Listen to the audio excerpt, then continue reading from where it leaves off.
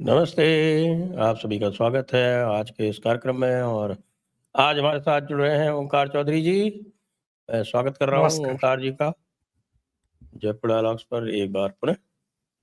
और ओंकार जी से यही पूछूंगा साहब, आप तो हरियाणा के विशेषज्ञ हैं पुराने, तो अभी तक लोगों का ये विचार है कि साहब कि Haryana is a done deal और कांग्रेस तो जीती जीती दिख रही है, बस खाली फॉर्मेलिटी कर लीजिए चुनाव की तो कर लीजिए, वरना तो कांग्रेस को कोई कहीं समस्या ही नहीं है। आपका क्या आकलन है? देखिए, ये इतना आसान भी तो नहीं होता है चुनाव जीत लेना और सरकार बना लेना। अगर इतना ही आसान होता, तो फिर तो बात ही क्या है? कांग्रेस के भीतर भी तो तमाम तरह की दिक्कतें हैं साहब, और केवल कांग्रेस के भीतर दिक्कतें नहीं हैं, बल्कि ज़मीन पर जहाँ बैटल होनी है, जहाँ लड़ाई होनी है, वहाँ भी तो कई तरह की दिक्कतें और कई तरह की चुनौतियाँ और कठिनाइयाँ हैं। कांग्रेस के सामने भी हैं, भारतीय जनता पार्टी के सामने भी है, और कुछ-कुछ दूसरे खिलाड़ी भी हैं। हाँ, ठीक है, वो खिलाड़ी इतने मजबूत नहीं हैं और मेन लड़ाई में नहीं हैं, पर अलग-अलग पॉकेट्स में उनका भी कुछ ना कुछ तो शेय है। और दूसरी बात ये है कि जो विधानसभा के चुनाव होते हैं, उनमें बहुत सारे फैक्टर काम करते हैं। उनमें आप कैंडिडेट कैसे उतारते हैं, ये भी डिपेंड करता है। अलग-अलग क्षेत्रों में आपके समीकरण क्या बन रहे हैं, कितने ऐसे एमएलएज़ के आप टिकट काट पाते हैं, जिनको लेकर के तरह-तरह की नाराज़गियाँ होती हैं। फिर कुल मिलाकर के जो है आप अपना संकल्प पत्र कैसा लेकर के आते हैं, और अतीत में आपने जितने काम किए हैं, अगर आप सत्ता में हैं, तो आप अपने 5 साल के या 10 साल के काम गिनाएँगे, बताएँगे, हमने ये किया है, पिछले 10 साल में क्या-क्या बदलाव किए हैं। इसी तरीके से कांग्रेस पार्टी भी तमाम तरह के सब्ज बाग दिखाएगी, लेकिन अभी कांग्रेस के लिए मुश्किलें इसलिए बढ़ गई हैं कि पड़ोसी राज्य हिमाचल से कोई बहुत अच्छी खबरें नहीं आई हैं। अभी 4-5 दिन पहले वहाँ मुख्यमंत्री कैमरों के सामने आए और उन्होंने कह दिया कि साहब, मैं और मेरे मंत्रिमंडलीय सहयोगी जो हैं, अगले 2 महीने तक ना तो टीएडीए लेंगे, ना अपना वेतन लेंगे। और मैं तो सभी एमएलए से भी कह रहा हूँ, सदन के सभी सदस्यों से, कि वो भी ये 2 महीने के लिए अपना महान त्याग कर दें। अब उससे क्या होना जाना है, ये तो ख़ैर चर्चा का विषय है, क्योंकि स्टेट का जितना बजट है और जितने आपने सब्ज बाग दिखाए थे, जितने आपने लंबी-लंबी घोषणाएँ कर रखी हैं, वो सारी ज़मीन पर आप उतार देंगे तो जो 90,000 करोड़ का कर्ज है हिमाचल प्रदेश के सिर पर, ये कहाँ जा कर के बैठेगा, और फिर इस पहाड़ी प्रदेश की क्या सिचुएशंस होंगी, ये भी अपने आप में ज़ेर बहस है। जो 3 सरकारें इस समय कांग्रेस की ले दे करके हैं, वो किस तरीके से काम कर रही हैं और वहाँ किस तरह की मुश्किलात पेश आ रही हैं, ये भी हम और आप जानते हैं। तो इतना आसान कांग्रेस के लिए भी नहीं होगा।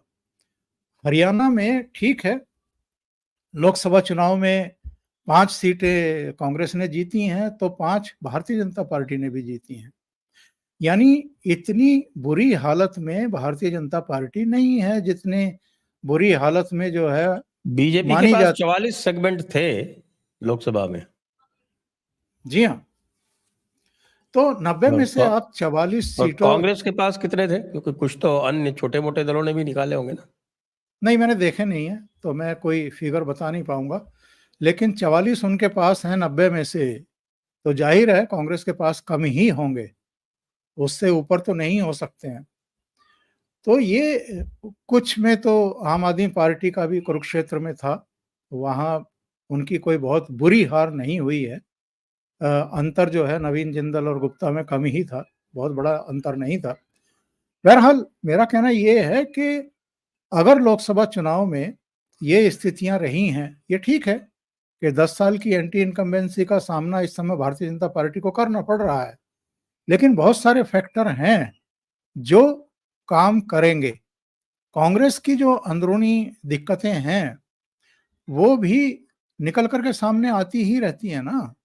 किरण चौधरी को क्यों जाना पड़ा कांग्रेस पार्टी छोड़ करके? तो ये तो एक बड़ा सवाल है। और अभी भी रणदीप सुरजेवाला और कुमारी सैलजा का जो एक गुट बन गया है अलग, जो भूपेंद्र सिंह हुड्डा, दीपेंद्र हुड्डा और इनके पूरे गुट के जो भी कृत्य हैं, जो भी काम हैं और जिस तरह की धींगा-मुश्ती में ये लोग अधिकांश टिकटों पर कब्जा करना चाह रहे हैं और जिस तरह की वहाँ यात्राएं अलग-अलग निकाली जा रही थी, इसके मद्देनजर भी ये पता लगता है कि कांग्रेस के भीतर, हालांकि ये भी बात है संजय जी, मैं तो बहुत करीबी से, बहुत सालों से हरियाणा की पॉलिटिक्स को देख रहा हूँ और खास तौर से कांग्रेस की पॉलिटिक्स को तो देख ही रहा हूँ। ऐसा कोई काल गुजरा नहीं है, ऐसा कोई एरा गुजरा नहीं है जब वहाँ कांग्रेस के भीतर इसी तरह की खींचातानी और लड़ाई झगड़े ना रहे हों। जब बंसीलाल कभी कांग्रेस में हुआ करते थे, तब भी बंसीलाल और भजनलाल में जूते में पैजार होती रहती थी। बाद में भजनलाल और भूपेंद्र सिंह हुड्डा में ये सब शुरू हो गया। तो भजनलाल अपने छोटे बेटे को लेकर के एक जनहित कांग्रेस बना ली थी। फिर उसके बाद भी हम देख रहे हैं कि भजनलाल के जाने के बाद भी बंसीलाल परिवार और भूपेंद्र सिंह हुड्डा में, कैप्टन अजय यादव और भूपेंद्र सिंह हुड्डा में, रणदीप सुरजेवाला और सैलजा वर्सेस भूपेंद्र सिंह हुड्डा। तो ये लगातार वहाँ की समस्या है और केवल हरियाणा की समस्या नहीं है, हर स्टेट की समस्या है कांग्रेस की। और ये कांग्रेस नेतृत्व जो है, इन जमूरों को आपस में लड़ाती रहती है, झगड़ाती रहती है, बाँटती रहती है और ऊपर बैठ कर के राजनीति करती रहती है। इसका कई बार इसको खामियाजा भुगतना पड़ता है। कई बार जब एंटी इनकम्बेंसी सिर चढ़ कर के बोल रही होती है किसी सरकार की, तो इन लड़ाई झगड़ों के बावजूद कांग्रेस सत्ता में भी आ जाती है। तो हरियाणा जो है वो टफ स्टेट है। मैं ये कहता हूँ कि 10 साल की एंटी इनकम्बेंसी और भारतीय जनता पार्टी में भी दिक्कतें हैं, ऐसा नहीं है कि केवल कांग्रेस में ही दिक्कतें हैं, वहाँ भी कई तरह की दिक्कतें हैं।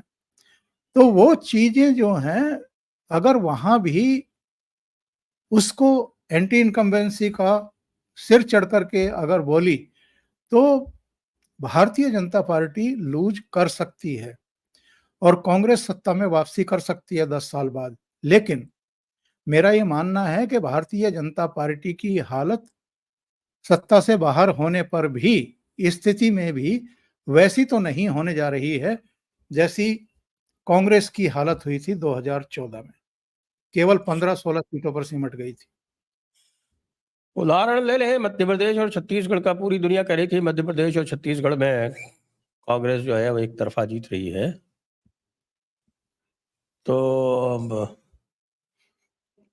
हुआ उसका ठीक उल्टा, और बल्कि इतना उल्टा हुआ दोनों ही स्थानों पर कि हम सभी लोग आश्चर्यचकित रह गए, आप और बिल्कुल। हम भी। मैं ये कह रहा था लगातार प्रोग्राम्स में कि साहब, जो ट्रैक रिकॉर्ड है कांग्रेस का पिछले करीब-करीब 15-20 साल का, वो निरंतरता में उसकी सरकार दूसरी बार बनती नहीं है। यानी वो निरंतरता में जीत दर्ज करना भूल गई है, या पब्लिक उसको 5 साल में बदल ही देती है। और इसीलिए मैं कह रहा था, 1-2 प्रोग्राम अगर पुराने निकाल करके देखेंगे तो उनमें मेरी ये कही बात मिल जाएगी कि छत्तीसगढ़ में भी मुझे लगता नहीं है कि कांग्रेस रिपीट कर रही है, और वही हो गया अल्टीमेटली। तो छत्तीसगढ़ में भी देखिए कितनी अच्छी जीत भारतीय जनता पार्टी ने दर्ज की, और मध्य प्रदेश में तो सारे रिकॉर्ड टूट गए। जी, बिल्कुल, मध्य प्रदेश का तो ऐसा रिकॉर्ड टूटा, बल्कि छत्तीसगढ़ का भी रिकॉर्ड टूटा। छत्तीसगढ़ में भी जी, कौन अभी एक्सपेक्ट कर रहा था कि इतनी एक तरफा जो है वो जीत हो जाएगी, और वो जो है वो आगे जाके लोकसभा में भी दिखी। अब हरियाणा में यही है इस समय जो है वो लगभग सभी व्यक्ति ये मान के बैठे हैं कि कांग्रेस तो यहाँ निकल गई। अब ये जो झगड़ा चल रहा है, वो ये चल रहा है कि शैलजा, ऐसा लोग कह रहे हैं, मैंने सुना है, आप बताएँगे कि साहब गांधी परिवार ने ये तय कर लिया है कि शैलजा को मुख्यमंत्री बनाया जाएगा, क्योंकि वो शैलजा को मुख्यमंत्री बना के अपना जो उन्होंने जो इस समय चला रखा है जातीय कार्ड, उस पे धार देना चाहते हैं, क्योंकि उनके विरुद्ध यही इसी प्रकार का वो होता है। लेकिन ये अगर ये करेंगे तो क्या कहीं चरणजीत सिंह चन्नी वाला रिपीट तो नहीं हो जाएगा? ये ऐसा पेंच है संजय जी कि ये ऊपर बैठे हुए लोग ये प्लानिंग तो पता नहीं क्या क्या करते हैं, लेकिन जमीन पर उसको उतारना इनके लिए भी अब आसान नहीं रह गया है। एक दौर था जब 10 जनपद की तूती बोलती थी और 10 जनपद अगर सोनिया गांधी अगर टेढ़ी नजर से किसी को देख ले तो उसका खाना पीना बंद हो जाता था, उसका टॉयलेट आना बंद हो जाता था। अब तो ऐसी स्थिति नहीं है। हाँ, ये जो लोकसभा चुनाव में 99 सीटें आई हैं, इसके बाद से जरूर राहुल गांधी, प्रियंका और उनके जो इर्द गिर्द मंडली है वो ये शो करने की कोशिश कर रही है कि जैसे वापसी हो गई है, इनकी साख की भी वापसी हो गई है और अब फिर से वो ताकतवर हो गए हैं। कुछ इस तरह का परसेप्शन क्रिएट करने की कोशिश हो रही है। लेकिन जो गुड़गांव में दूसरी जगहों पर पिछले दिनों बैनर लगे दिखाई दिए हैं, कुमारी सैलजा के फोटो और उस पर सीएम और दलित चेहरा, कुछ इस तरह की चीजें लिखी गई हैं, वो मुझे लगता है कि एक टेस्ट करने के लिए किया गया है कि रिएक्शन किस तरह के होते हैं। तो ये सारी चीजें जो हैं कभी कभी राजनीति में चलती हैं, चलवाई जाती हैं पर्दे के पीछे से। अब वो किसने लगवाए थे, उसका मकसद क्या था, वो तो समझ में आ रहा है। लगवाए किसने हैं ये अभी सामने नहीं आई हैं चीजें। खुद शैलजा तो नहीं लगवाएगी, जाहिर है किसी ने ये टेस्ट किया है मामला। उस पर कुछ रिएक्शन अभी तक आए नहीं दूसरे खेमे से। लेकिन जो मैं बात कह रहा था कि जमीन पर उतारना उन योजनाओं को कि हम एक दलित को मुख्यमंत्री बना करके पूरे देश में इसका ढिंढोरा पीटें कि देखिए हम दलितों की और पिछड़ों की और जातीय जनगणना की केवल बात नहीं कर रहे हैं, हमने अब उनको उनका हक देना शुरू भी कर दिया है, हमने उनको सम्मान देना भी शुरू कर दिया है। तो ये मैसेज देने के लिए अगर कुमारी सैलजा को ये चीफ मिनिस्टर बनाने की कोशिश भी करेंगे तो साहब आप जरा याद करिए अशोक तंवर के साथ क्या हुआ था। दलित ही थे ना, राहुल गांधी के करीबी ही थे ना, यूथ बहुत कांग्रेस करीबी के थे, बहुत ही यू, करीबी थे। यूथ कांग्रेस के राष्ट्रीय अध्यक्ष बनाए थे राहुल गांधी ने और फिर प्रदेश में अध्यक्ष बना करके उनको बैठाया था। और उसके बाद कुमारी सैलजा को बनाया गया जब वो बेइज्जत होकर के और जब उनको संरक्षण नहीं मिला और हुड्डा खेमे ने लगातार उनको एक तरीके से हिट किया, प्रैक्टिकली हिट किया। उनके सिर में लाठी लगी थी दिल्ली में, जो रैली की जा रही थी, अस्पताल में भर्ती हुए थे, वहां पर राहुल गांधी देखने के लिए पहुंचे थे उनको। लेकिन बाद में जब उनको लगा कि बहुत अपमानजनक स्थिति हो गई है तो कांग्रेस पार्टी छोड़ करके चले गए थे, टीएमसी में शामिल हो गए थे। टीएमसी में भी उनकी दाल नहीं गली तो फिर भारतीय जनता पार्टी में शामिल हो गए और भारतीय जनता पार्टी को सिरसा वाली सीट हरवा दी। बहरहाल उसके बाद कुमारी सैलजा को बनाया गया, ये भी दलित ही हैं।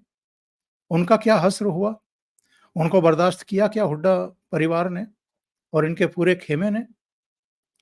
वो तो छोड़ दीजिए, ये भी दलित को भी बर्दाश्त नहीं करते हैं, ये जाट को भी बर्दाश्त नहीं करते हैं अगर किसी दूसरे को प्रमोट किया जाए। किरण चौधरी को जब 2014 में भूपेंद्र सिंह हुड्डा के नेतृत्व में कांग्रेस पार्टी हारी थी तो किरण चौधरी को नेता प्रतिपक्ष बना दिया था हाईकमान ने कि विधायक दल की नेता आप रहेंगी, नेता प्रतिपक्ष आप रहेंगी। आपको जानकर के ताज्जुब होगा, हरियाणा के जो हमारे दर्शक सुन रहे हैं उनको तो पता है, करनाल में मीटिंग होती थी अरविंद के यहाँ और वहां सारे विधायक भूपेंद्र सिंह हुड्डा की अध्यक्षता में मीटिंगें कर लेते थे, किरण चौधरी को बुलाया तक नहीं जाता था वहां पर। यानी एलओपी होने के बावजूद किरण चौधरी को उस समय भी अपमानित किया जाता था। और वो केवल किरण चौधरी का अपमान नहीं था, वो 10 जनपद के उस फैसले का अपमान था, वो सोनिया गांधी और राहुल गांधी का अपमान था। लेकिन आज की तारीख में भी कांग्रेस के भीतर अगर सबसे ज्यादा कोई प्रभावशाली आदमी हरियाणा में इस समय है तो वो भूपेंद्र सिंह हुड्डा और दीपेंद्र हुड्डा है। भूपेंद्र सिंह हुड्डा बहुत चालाकी के साथ अपने बेटे को हर दम राहुल गांधी की टीम में घुसाए रहते हैं। हर समय वो, आप पार्लियामेंट के विजुअल्स देख लीजिए, राहुल गांधी जहां बैठते हैं उनके ठीक पीछे आपको दीपेंद्र हुड्डा दिखाई देंगे, और उनकी जैसे पहरेदारी कर रही हों कुमारी सैलजा भी दिखाई देंगी। तो ये सदन के भीतर भी दिखाई देता है कि हरियाणा कांग्रेस में चल क्या रहा है।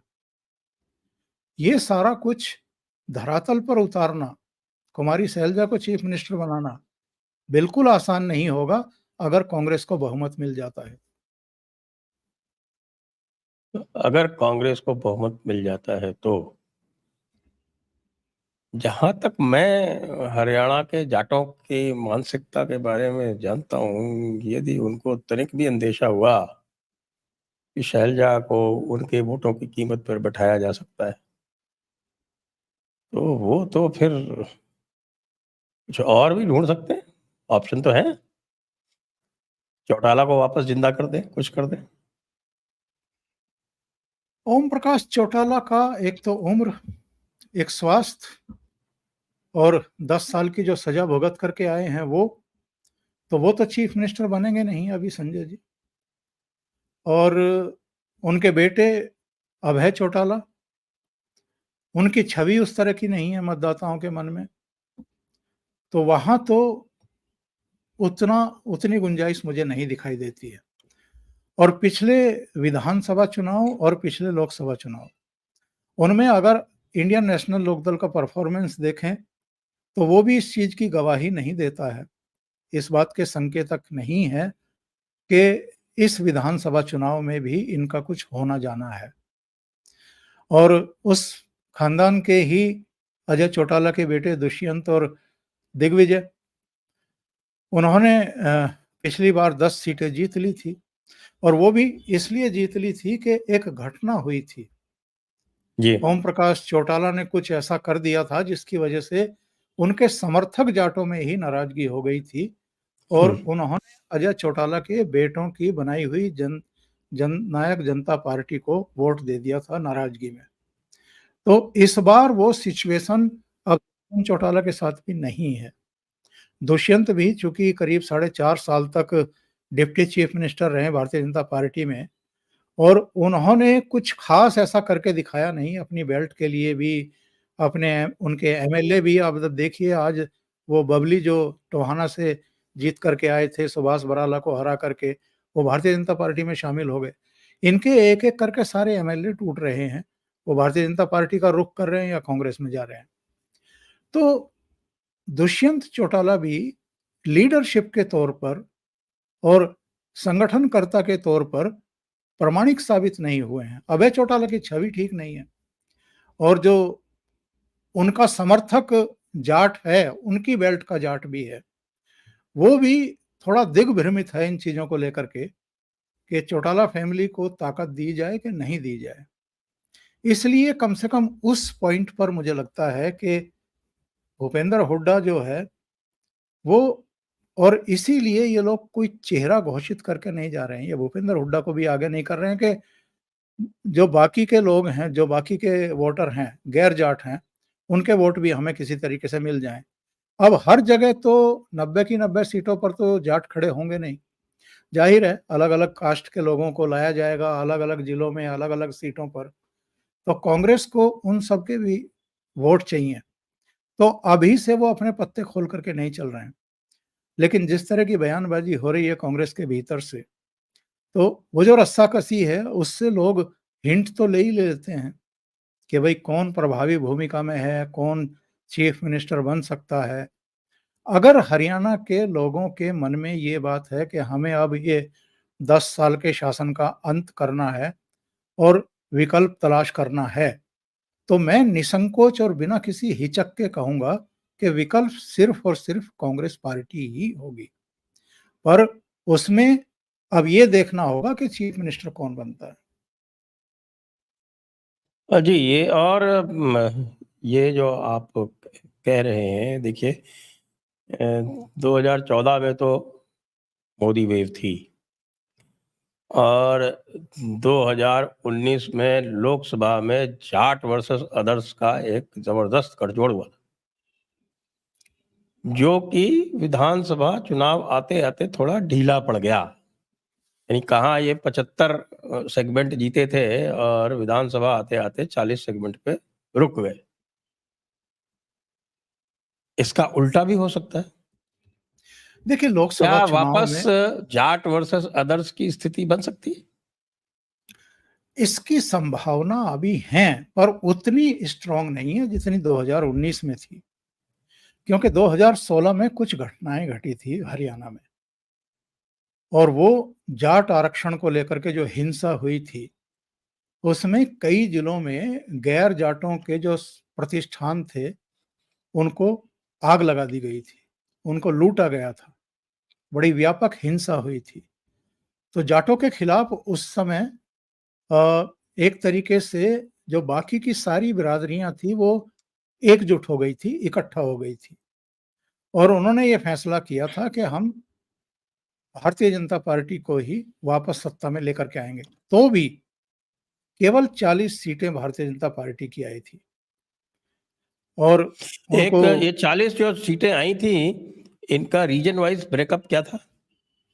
नहीं, इस समय मेरे सामने नहीं है, लेकिन उसमें जो जाट बेल्ट है, वहां से बहुत कम सीटें थी, बहुत कम सीटें थी, और इनके कई जाट बेल्ट का कद्दावर। मतलब हुआ रोहतक, हिसार, सिरसा, हाँ, आपका ये तो हैं ही, लेकिन जहां जहां जाट वोट निर्णायक स्थिति में है या अंतर डालते हैं, हार जीत में अंतर डालते हैं। अब आप देखिए ना, ओम प्रकाश धनखड़ हार गए थे, हम्म, सुभाष बराला जो प्रदेश अध्यक्ष थे वो हार गए थे, जो कैप्टन अभिमन्यु। 5 साल वित्त मंत्री रहे कैप्टन अभिमन्यु, वो हार गए थे।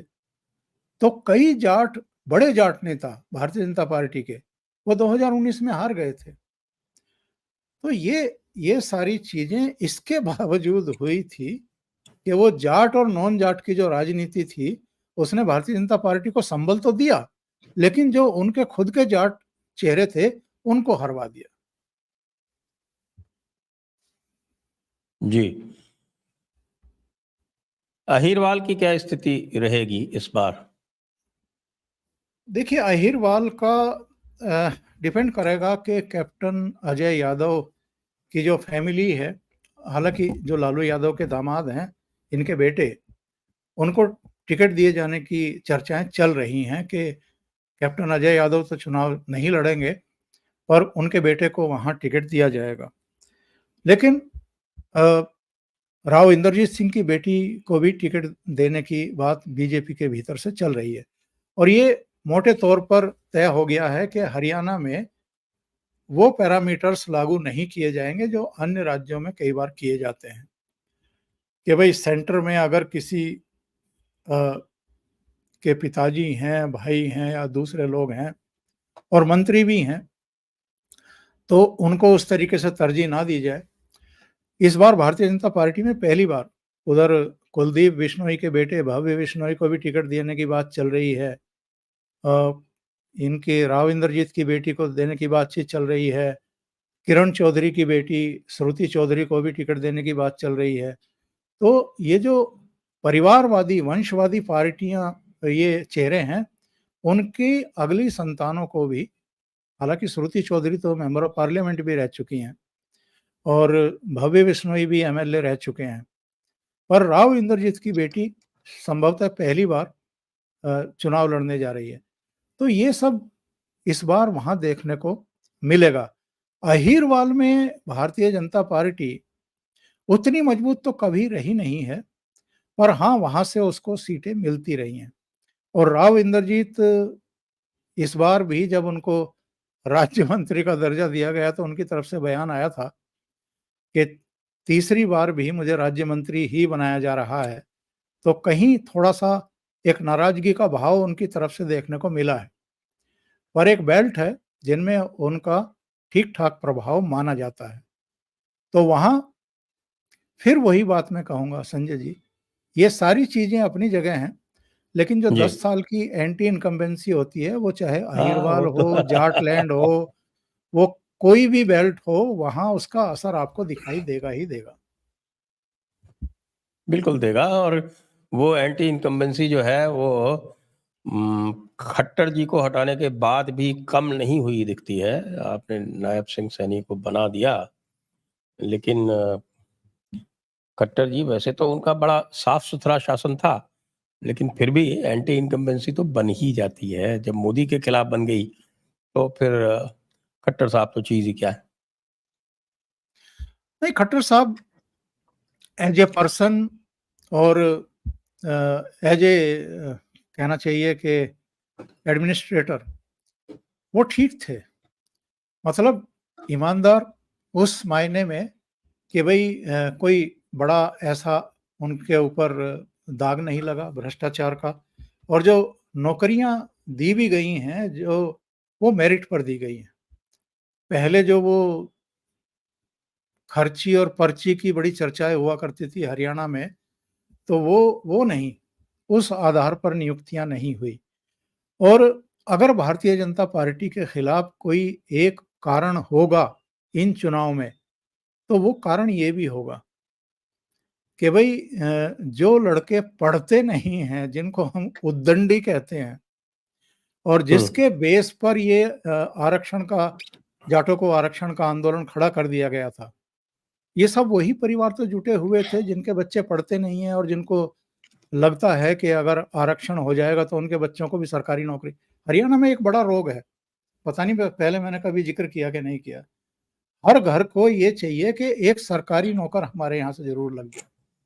मतलब प्राइवेट जॉब पता नहीं क्यों उनको पसंद नहीं है, उनको सरकारी साहब नौकरी क्या है कि वो चौधराहट का शौक है ना साहब। सरकारी नौकरी में चौधराहट होती, कोई प्राइवेट में थोड़ी होती। तो सरकारी नौकरी जरूर चाहिए उनको। अब नहीं आप मिल इसी रही का है। ठीक उल्टा मैं आपको निवेदन करूं, जी जी। इसी का ठीक उल्टा आप जो है वो गुजरात में पाएंगे। गुजरात में वहां भी सरकारी नौकरी को जो है वो अब बीच में हुआ, आपने देखा वो पटेलों का आंदोलन वगैरह हुआ, लेकिन ओवरऑल जो वहाँ जो माइंडसेट है कि हर व्यक्ति जो है वो अपना बिजनेस चलाना चाहता सही है।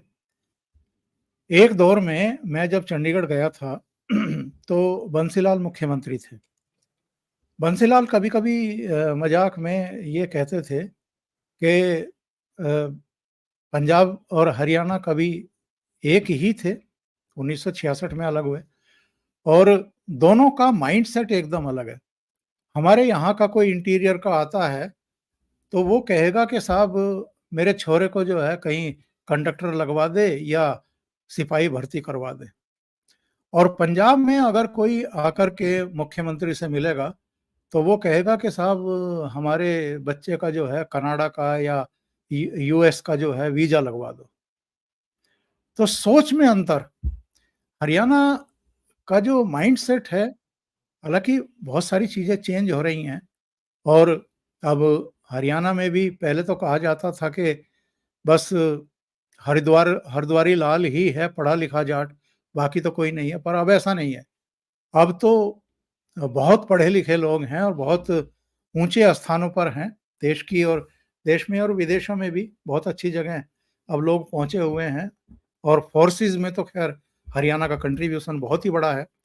देश की जो फोर्सेस हैं उनमें हर 10वां जवान आपको हरियाणा से मिल जाएगा, 10वां 11वां। तो चीजें बदल रही हैं, लेकिन जो एक सोच है, और जो एक मैंने प्रोग्राम में पहले भी कहा था कि इस बार एक अपवाद होगा। हालांकि 2 बार छुटपुट हुआ था। एक बार 86-87 में जब देवीलाल की सरकार बनी थी तो केंद्र में राजीव गांधी प्राइम मिनिस्टर थे, और एक बार शायद बंसीलाल और भारतीय जनता पार्टी ने सरकार बनाई थी, तब भी केंद्र में पीवी नरसिम्हा राव थे। वरना तो आमतौर पर एक ट्रेंड वहां का ये रहा है कि जो केंद्र में सत्ता में होता है उसी पार्टी की वहां सरकारें बन जाती हैं। पर इस बार जिस तरह का वातावरण वहां दिखाई दे रहा है, मुझे लगता है कि ये अपवाद भी इस बार टूट जाएगा। आपने ये मेंशन किया कि हरियाणा में हर 10वां जवान जो है वो हरियाणा का है फौज में। ये पहले जो है ये पंजाब से हुआ करता था। पंजाब और अब हरियाणा एक ही थे। पंजाब देखिए, पंजाब पहले नहीं, अब अलग होने के बाद भी लगभग 2005 तक तो यही स्थिति थी। जब पंजाब जो है वो फौज में भी आगे था, पंजाब जो था वो किसानी में भी आगे था, पंजाब जो था वो स्पोर्ट्स में भी आगे था। क्या हुआ कि वो लगातार पिछड़ता चला गया और हरियाणा लगातार आगे बढ़ रहा है। और ये जो थोड़ा तथाकथित जो आपका किसानी आंदोलन हो रहा है, ये भी पंजाब से ही डायरेक्टेड है। हरियाणा में बहुत ज़्यादा इसके लिए उत्साह मुझे तो दिखाई नहीं पड़ता है, कुछ तथाकथित नेताओं को छोड़कर, और कुछ लोगों को अपनी राजनीतिक रोटियां सेकनी है उसको छोड़कर। देखिए, ये एक अपने आप में अलग शो करिए किसी दिन संजय जी, तो फिर चर्चा करेंगे उस पर, लेकिन मैं मोटे तौर पर कुछ कारण गिना देता हूँ। पंजाब जो है वो अंतर्राष्ट्रीय साजिशों का शिकार रहा है, और पंजाब में चाहे ड्रग्स हो, चाहे सीमा पार से ड्रोन के जरिए गिराए जा रहे हथियार हों, या कनाडा में, यूके में और यूएस में बैठी हुई लॉबीज हों, जो यहाँ के नौजवानों को भड़काती रही हैं, उकसाती रही हैं और गलत तरीके से गलत गलत राह पर डाल करके अपना जो धंधा है, मैं खालिस्तान को धंधा मानता हूँ। खालिस्तान कभी बनेगा नहीं, ये वो सब जानते हैं बहुत अच्छे तरीके से। और कैसे-कैसे इन लोगों ने समय-समय पर चेहरे पाले हैं, जगजीत सिंह चौहान से लेकर के उनसे पहले भी कई, मतलब आप 60, 70, 80 के दशक में चले जाइए, तो भी आपको कई चेहरे मिलेंगे जिनको यूएस में, यूके में पाला गया है और कनाडा से भी एड मिलती रही है। लगातार एक इंसर्जेंसी का माहौल, लगातार एक अलगाव का वाद का वातावरण, लगातार हिंसा, और इसमें जो डीप स्टेट अमेरिका का है, जो डीप स्टेट आपका पाकिस्तान का है, वो सब लगे रहते हैं। और किसान आंदोलन के दौरान भी आपने देखा होगा, एक घटना होनी शुरू हुई थी जिस पर काबू पाया गया किसी तरीके से। एक खास दूर संचार कंपनी के टावर्स को गिराने का काम शुरू हुआ था। तो इसमें कई डायमेंशंस हैं जो पंजाब को बर्बाद करने में लगे हुए रहते हैं, और पंजाब की बदहाली की वजह भी एक्चुअल में यही है। वरना खाद्यान्न उत्पादन के मामले में देख लीजिए, सेंट्रल फोर्सेस में भी जो योगदान था पंजाब का, जीडीपी में भी जो योगदान हुआ करता था पंजाब का, एक खाता पीता सूबा माना जाता था। मस्त वहाँ के लोग हुआ करते थे। चूँकि मैं तो अमृतसर भी आता जाता रहा, जालंधर, लुधियाना भी, चंडीगढ़ में तो मैं पोस्टेड रहा अमर उजाला में। तो मैंने देखा है, इन लोगों की मस्ती भी देखी है, दरिया-दिली भी देखी है। इनका आप इतिहास उठा करके देखिए, फ्रीडम हमारा जो स्ट्रगल था उसमें भी इनका योगदान रहा, इनके गुरुओं का एक अपना दर्शन रहा, तो इनका एक बड़ा भारी कंट्रीब्यूशन है। लेकिन उसको डेलिबरेटली डिरिल्ड करने की कोशिश की गई, और चूँकि सीमांत सूबा है, इसलिए भी अंतर्राष्ट्रीय साजिशें जो हैं, वो पंजाब को बर्बाद करने में लगी हुई हैं। लेकिन मैं सबसे ज़्यादा अगर किसी को इसके लिए दोषी मानता हूँ, तो पॉलिटिक्स को मानता हूँ। कांग्रेस जो वहाँ लगातार सत्ता में रही है, और अकालीज जो गलत ट्रैक पकड़ करके और गलत लोगों के साथ खड़े होकर के अपनी पॉलिटिक्स चमकाते रहे, सत्ता में वापसी के लिए सौदेबाजी करते रहे। वही प्रकाश सिंह बादल, मतलब जिनको इतना सम्मान मिला, उन्होंने एक दौर में संविधान की प्रतियों को आग लगा दी थी। और ये लोग उस समय हरचंद सिंह लोंगोवाल के साथ और भिंडरावाले के साथ भी किस तरीके से खड़े हुए दिखाई देते थे गुरचरण तोड़ा के टाइम में, वो सब हम भूले नहीं हैं और भूल भी नहीं सकते हैं। तो पंजाब को बर्बाद करने में यहाँ की राजनीति का भी बहुत बड़ा योगदान है, और जो अ, विदेशों में बैठी हुई भारत विरोधी ताकतें हैं, उनका भी बहुत बड़ा कंट्रीब्यूशन है। एक जो आपका ये जीटी रोड वाला जो क्षेत्र है, यहाँ से भारतीय जनता पार्टी को काफ़ी सपोर्ट मिलती रही है।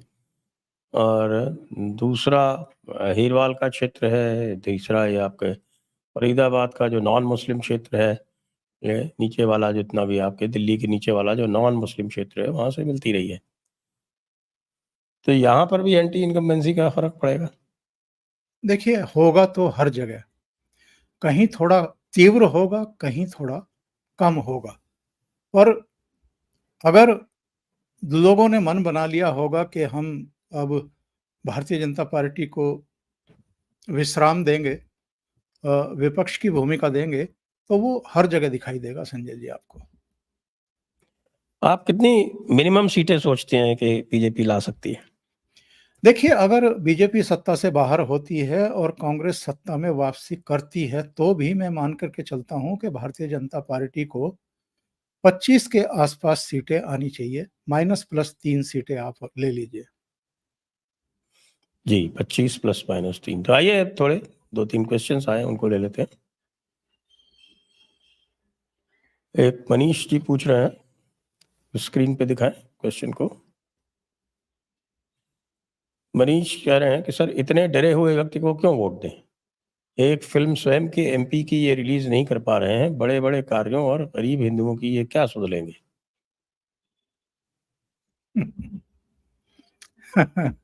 मैंने तो आज दोपहर में एक प्रोग्राम किया है कि झूठ को प्रसारित और विस्तारित करने की पूरी छूट है और सत्य को दबाने पर सारी फोर्सेस जो हैं वो आमादा है। एक झूठ जो वो अनुभव सिन्हा का उन्होंने चलाया है वेब सीरीज के तौर पर, उस पर कोई रोक नहीं है। अब जब हल्ला हो गया, तब सूचना प्रसारण मंत्रालय जो है वो नेटफ्लिक्स के सीईओ को तलब कर रहा है कि साहब कंटेंट हेड को, सीईओ को भी नहीं, और कंगना रनौत की फिल्म को रोक दिया गया। जबकि कंगना रनौत की फिल्म में तो तथ्य है, सत्य है। क्या इंदिरा गांधी की हत्या नहीं हुई थी? क्या सिख विरोधी दंगे नहीं हुए थे? क्या कत्लेआम नहीं हुआ था? क्या इमरजेंसी नहीं लगी थी? लगी थी। कत्लेआम भी हुआ था, इंदिरा गांधी की हत्या भी हुई थी।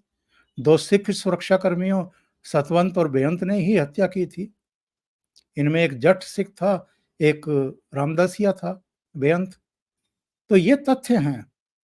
अगर आप फ़िल्म ना देखें और फ़िल्म ना देख कर के भी विरोध कर रहे हैं, तो ये चीज़ें जो हैं ये बिल्कुल सही नहीं है, किसी भी दृष्टि से ठीक नहीं है। और ठीक है, वो member of parliament Bharatiya Janata party की हैं, लेकिन नहीं भी होती तो भी मैं यही कहता कि अ, अगर अभिव्यक्ति की स्वतंत्रता है तो वो सबके लिए रहनी चाहिए।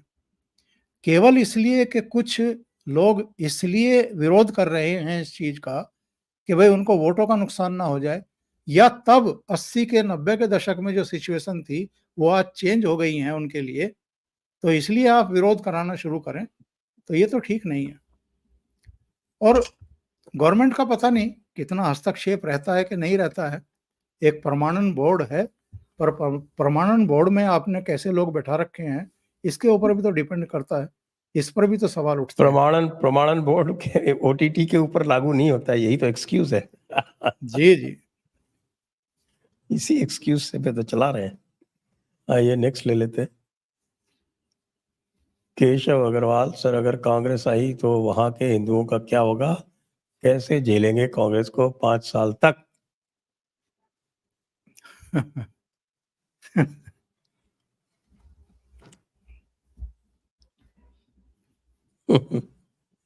जैसे हिमाचल को झेल रहे हैं, हिमाचल वाले जैसे झेल रहे हैं वैसे ये लोग भी झेल लेंगे। ये सब तो साफ चलता रहेगा और चलेगा। इसको आप रोक भी नहीं सकते। Next, what's being done in Punjab? Drugs, rap, music, unrest is same as what is done to Black Americans. What is done to Black Americans over many decades. This works well to create divide. वही खेल चल रहा है, उसी के बारे में चर्चा कर रहे थे अभी। अंतर्राष्ट्रीय साजिशें हैं और ऐसा नहीं है कि इनको लेकर के हम आप परिचित नहीं हैं या अवगत नहीं हैं या सेंटर अवगत नहीं है। सेंटर के पास तो सारी सूचनाएं हैं, रॉ के पास तमाम सूचनाएं हैं। आईबी के पास अंदरूनी तमाम जानकारियां हैं, कहाँ क्या हो रहा है। ये तो समय रहते अमृतपाल को उठा करके डिब्रूगढ़ जेल में ठूंस दिया गया, वरना अब तक तो पंजाब का बेड़ा गर्क हो गया होता दोबारा। जी, तो आइए आज की चर्चा को यहीं पर विराम देते हैं।